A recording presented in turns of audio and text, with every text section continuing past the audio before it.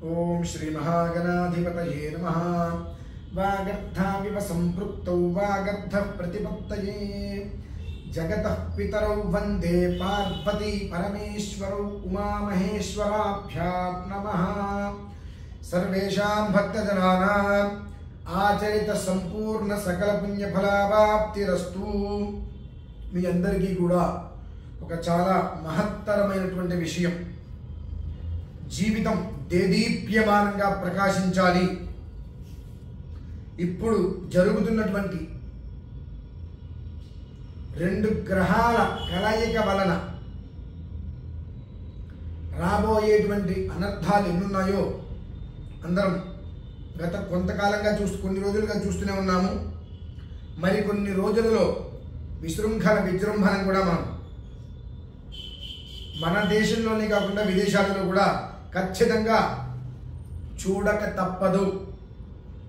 మీరు దాన్ని ఏ రకంగా అయినా భావించుకోవచ్చు. నేను భయపెడుతున్నాను అనుకోండి, ఎలా అయినా అనుకోండి, కానీ రెండు గ్రహాలు కలయిక వలన అత్యంత ప్రమాదం అనేటువంటిది మనం చూడబోతున్నాము.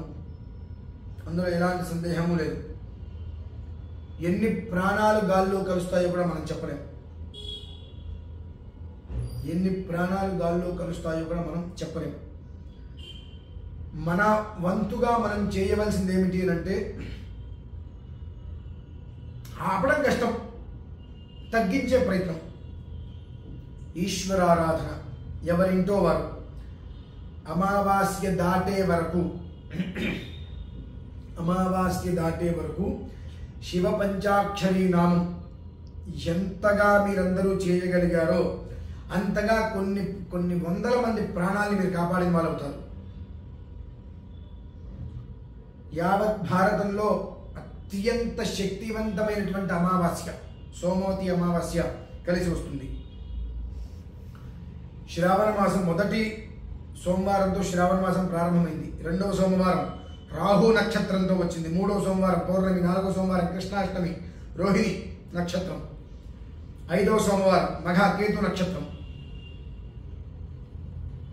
ఇందులో ఒకటి గమనించండి,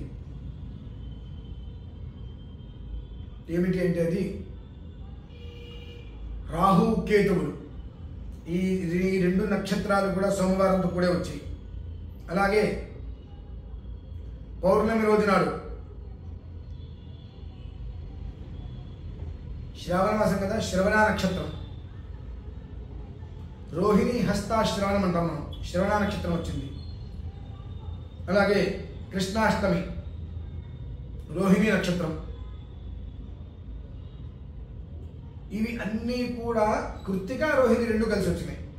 ఇవన్నీ కూడా కలయిక అనేటువంటిది ఒక శుభయోగాన్ని, ఒక దారుణమైనటువంటి ప్రమాదాన్ని సూచిస్తున్నాయి. రెండు ఏకకాలంలో సూచింపబడుతున్నాయి. రెండు గ్రహాలు కలయిక అనేటువంటిది కూడా చాలా ప్రాముఖ్యతగా ఇక్కడ చెప్పబడి ఉన్నది. వాటి నుంచి మనల్ని మనం కాపాడుకునే ప్రయత్నంగా ఎన్నో చేస్తూనే ఉన్నాం, మరెన్నో జరుగుతున్నాయి. మనమందరము చేయవలసింది ఏమిటి అంటే, ఇవాళ మనం బ్రతుకుతున్నాము ప్రశాంతంగా ఏదో ఒక రకంగా. అంటే ఎంతోమంది ఎన్నో రకాలుగా జీవన విధానాలు అనుసరిస్తున్నారు. అందులో మనం కూడా ప్రశాంతంగా వెళ్తున్నాం.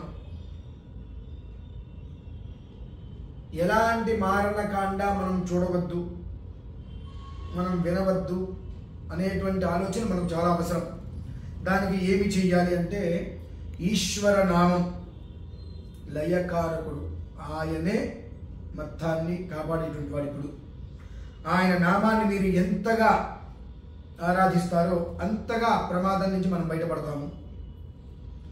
అమావాస్య దాటే వరకు, 2వ తారీఖు అమావాస్య అంటే 3వ తారీఖు వరకు చేస్తే, ఆ 3వ తారీఖు వరకు మీరు చేసేటువంటిది ఇంత ఇంత ఇంత ఇంత మీరు ఎంత అయితే పంచాక్షరి చేస్తారో అంతకి 10,000 రెట్లు పుణ్యంగా మొత్తానికి అది వజ్రకవచంలాగా కాపాడే విధంగా ఉంటుంది. అది ఇక అది మన ఇష్టం.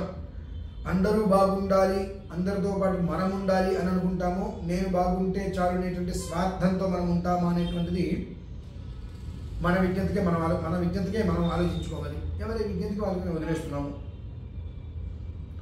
ఇందులో ఆ రోజుకి ఉన్న గొప్ప విషయం ఏమిటి అంటే కొన్ని లక్షల మంది ఒకే ఒక ప్రదేశానికి వెళ్తున్నారు. లక్షలాది మంది ఆ ఒక్కరోజు కోసం కొన్ని దశాబ్దాలుగా శతాబ్దాలుగా ఎదురు చూశారు చాలామంది.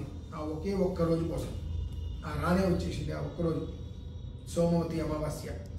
ఆ ఒక్కరోజు కోసము ముక్తిలింగాన్ని దర్శనం చేసుకోవాలి, భుక్తి ముక్తి మోక్షము అనేటువంటిది పొందాలన్న ఉద్దేశంతో లక్షలాది మంది ఎదురు చూస్తూ ఆ రోజు నాడు అక్కడికి వెళ్ళడానికి సాహసం చేస్తున్నారు. అదే కేదార్నాథ్ క్షేత్రం. మౌక్తిక క్షేత్రం, ముక్తి క్షేత్రం దాన్ని పిలుస్తూ ఉంటారు.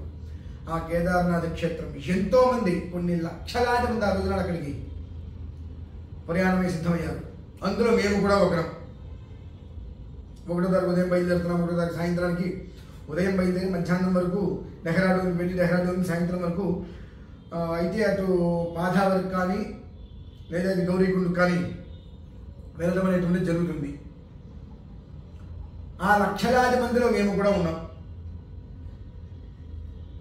ఎందువల్లనంటే ఆ ఒక్క రోజు కేదార్నాథ్ క్షేత్ర దర్శనం అనేటువంటిది జన్మాభ్యాసాదు జన్మ ప్రభృతి జన్మల్లో ఉండేటువంటి ఉత్కృష్టమైన పంచమహాపాతకాలను సైతం నిర్వీర్యం చేయగలిగినటువంటి ఏకైక పర్వదినం. నా 40 సంవత్సరాల జీవితంలో చూడలేదు. సరే, తర్వాత ఇంకొక ఎంతకాలం ఉంటామో మనకు తెలియదు. పోనీ ఇంకొక 40 సంవత్సరాలు వేసుకున్నా సోమవతి అమావాస్యలు ఎన్నో చూస్తాం. అటువంటి శివయోగముతో కూడుకొని వచ్చినటువంటి సోమవతి అమావాస్య పర్వదిన యోగాన్ని చూడటం అనేటువంటిది కష్టసాధ్యమైంది. కనుక ఒకటి, అక్కడికి మీకు తెలిసిన వాళ్ళు ఎవరైనా వెళ్తున్నారు అని అంటే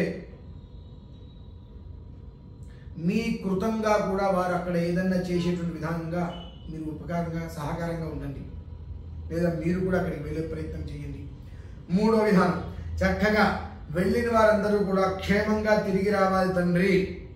ఆయన ఈశ్వర శివయ్య, నీ సన్నిధికి విశేషమైన పర్వదినంగా అందరూ కూడా నీ సన్నిధికి చేరుతున్నారు కేదార్నాథ్ క్షేత్రానికి అమావాస్య రోజు నాడు. కనుక వచ్చిన వారందరికీ కూడా భక్తిని ముక్తిని ప్రసాదించి క్షేమంగా ఇంటికి చేర్చు తండ్రి.